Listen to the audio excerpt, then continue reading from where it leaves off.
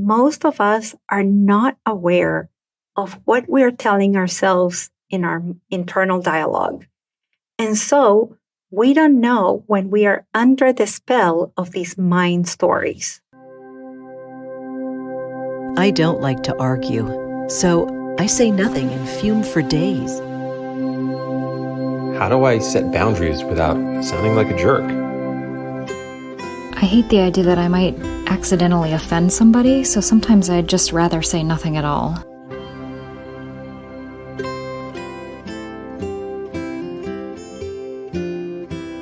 Welcome to the Language Alchemy Podcast, and thank you for joining me today. This is your host, Alejandra, a transformative communication teacher and coach who's devoted to helping multicultural individuals and couples on the path of transformation transform their lives and relationships through conscious communication. I am delighted you are here, and whether this is your first time or you are a committed listener, I'm grateful you're here because this is the space where you get to explore, to reflect on, to learn about, and to connect with the most powerful tool you have available to make sense of and relate to yourself, your life, and the world.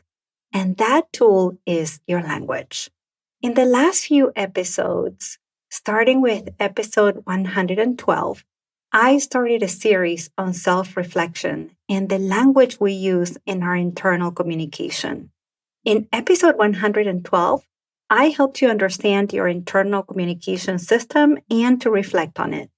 In episode 113, I taught you a practice to access your felt sense, which is the immediate communication you have available in your internal communication system. Today, we are going to talk about another aspect of your language, of your internal communication system that tends to throw a monkey wrench in the system. And it creates something like a game of broken telephone, but on the inside. Now, have you ever played the game of broken telephone when you were a kid? Well, if you haven't, it goes like this. In a game of broken telephone, someone comes up with a sentence or a brief story. It could be something like, your dog is hungry and it wants to eat. That person whispers the sentence or the story into the ear of a second person, usually someone who's sitting next to them. Then that second person whispers what they heard into a third person's ear, who does the same with the fourth person, and so on and so forth. And when the last person of the group who's playing the game receives the sentence or that little story, that last person has to say that sentence or that story out loud. And what usually happens is that the story is completely different. So instead of the person saying, your dog is hungry and it wants to eat, the person may say something like, you are so hungry, you want to eat the dog. And at that point, everybody laughs.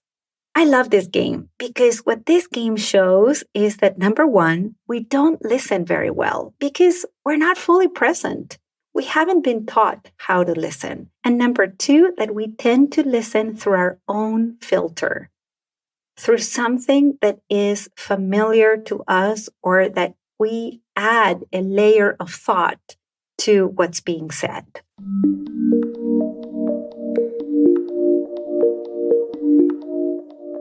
Usually, we don't need additional people to demonstrate that we're not present or that we are perceiving our experiences through our filters. In fact, we do this with our own self, with our own internal communication system.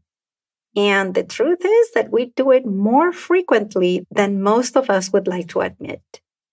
Yes, when we don't know how to listen to our felt sense, or when we don't know how to listen to our felt sense well, that is to say with openness and presence and not through our filters, we tend to relay a story to ourselves that's not accurate, just like the broken telephone game. But unlike the game in which we know we are playing a game, we are not even aware that we're doing this. And so in the end, we don't end up laughing because also the story that we tell ourselves is usually not very funny. Now, What's really important to notice here is that many times, even though we told ourselves a story that we ourselves created, we take action based on the story that we made up in our mind. So we say things that later on we regret, or we do things that may be hurtful to others and also to ourselves. We may damage a relationship. We may self-sabotage ourselves and get the opposite of what we say we want. We may keep meaningful relationships on the surface. That is to say, we miss beautiful opportunities for growth, for meaningful connection or intimacy.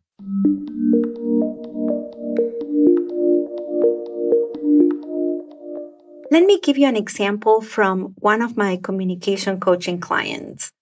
I was coaching a client who has changed jobs often for a variety of reasons, and I'm going to call my client Aisha. That's not her real name, but I'm using that name to protect her privacy.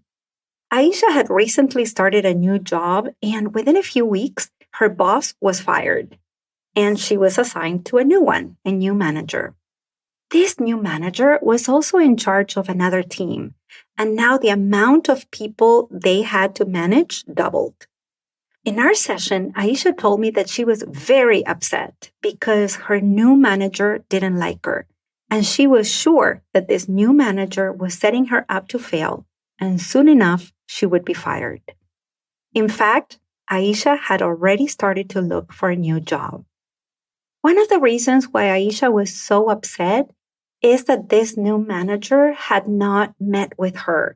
And so she didn't get to share with him about the kind of progress that she was making on a particular design project that she was working on.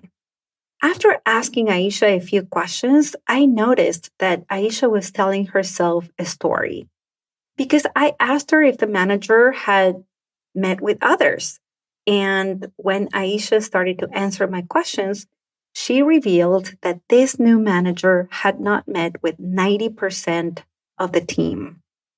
And then she also shared with me that this new manager had been given Aisha's team just a few days ago. During the phase of our communication coaching program, Aisha was not yet able to listen to her internal communication system. She was just learning about it.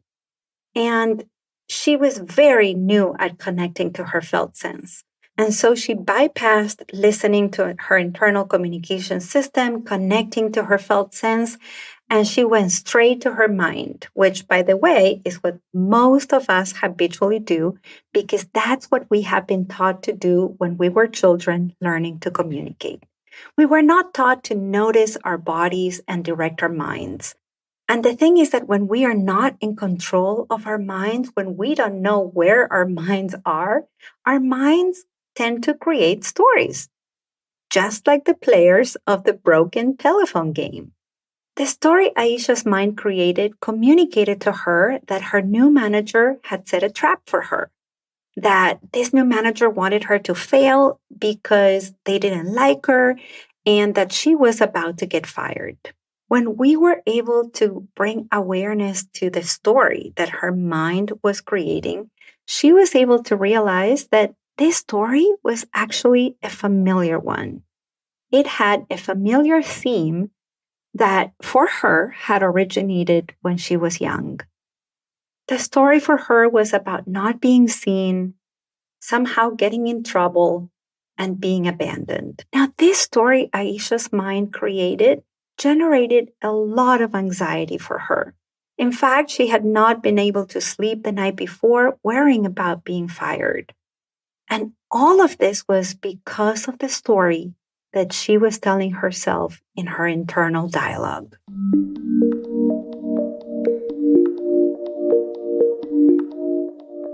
The stories we tell ourselves in our internal dialogue are sometimes as silly as the stories in a game of broken telephone.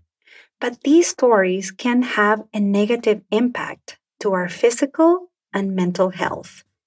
And the thing is that, as I said before, because these stories take place in our minds, if we're not familiar with what's going on in our minds and our internal dialogue, we're not even aware of these stories. We don't even know that we have created a story. We don't realize what kind of influence the story is having in us, in our behavior, in our communication, and in our relationships. Going back to Aisha's example, the communication coaching session I was telling you about started with her telling me that she was actually angry with her partner because her partner told her that she was picking up a fight and being critical for no reason. See, the story Aisha had created in her mind impacted the communication and therefore the relationship with her partner. Aisha was reacting to her own story in such a way that she was irritable and oppositional in her communication with her partner, who had been very supportive and understanding. But Aisha wasn't aware of how the story she created herself had such a negative effect on herself, on her communication, and on her relationship. And of course, Aisha is not alone. We tend to do these things, and perhaps you right now are experiencing something at this very moment, and your mind has created a story about it. You are being affected by it, and you may not even know that what you are telling yourself in your internal dialogue is a story that's affecting you and those around you. And when this happens, I like to call this being under the spell of a mind story. So now I'm going to teach you something very useful you can do when you are under the spell of a mind story.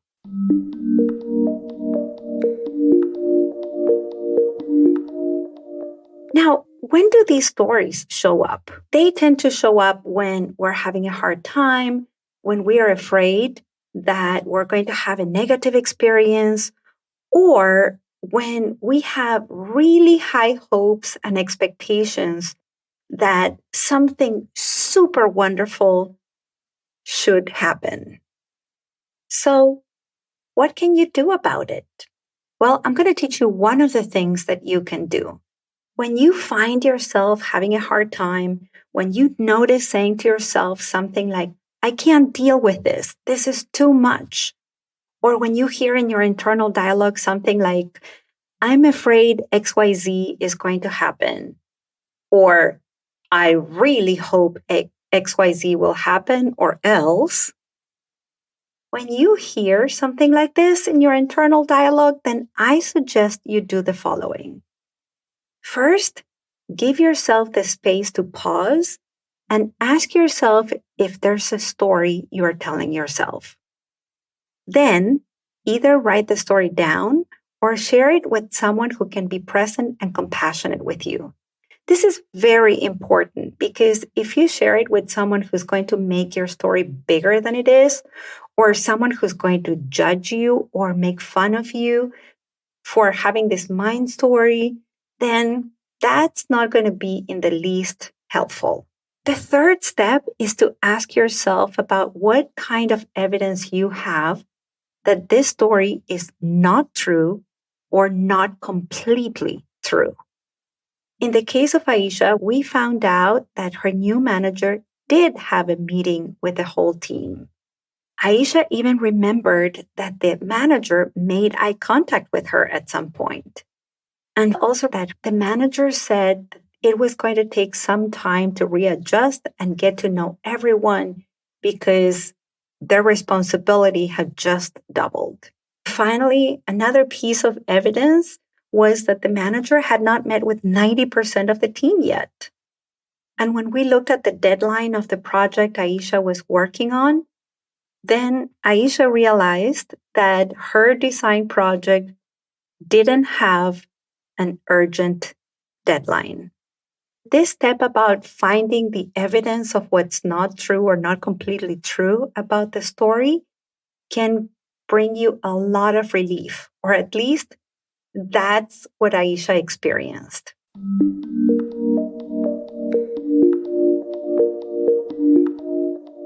Step number 4, look for familiar themes in that mind story. Themes such as others don't like me, or I'm going to be rejected, or I don't belong. Or it may also be others are against me. You may also find a theme of I'm not enough, or I'm going to fail and be punished. Or maybe I should not trust others. Others don't see my value.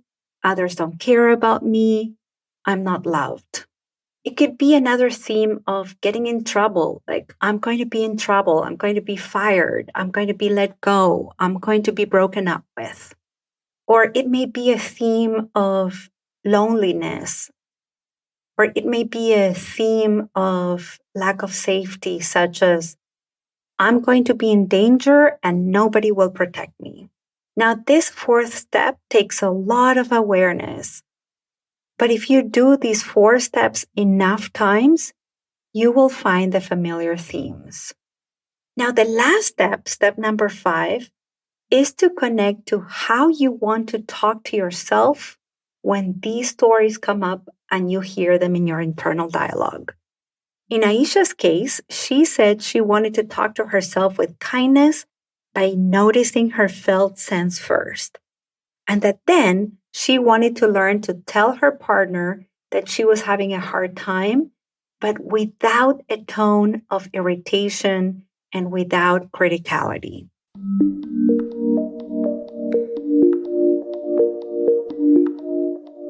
Now, if you realize that it's hard for you to describe or specify how you would like to talk to yourself in those moments or how you would like to communicate with others, then it would be so helpful for you to get support with your communication.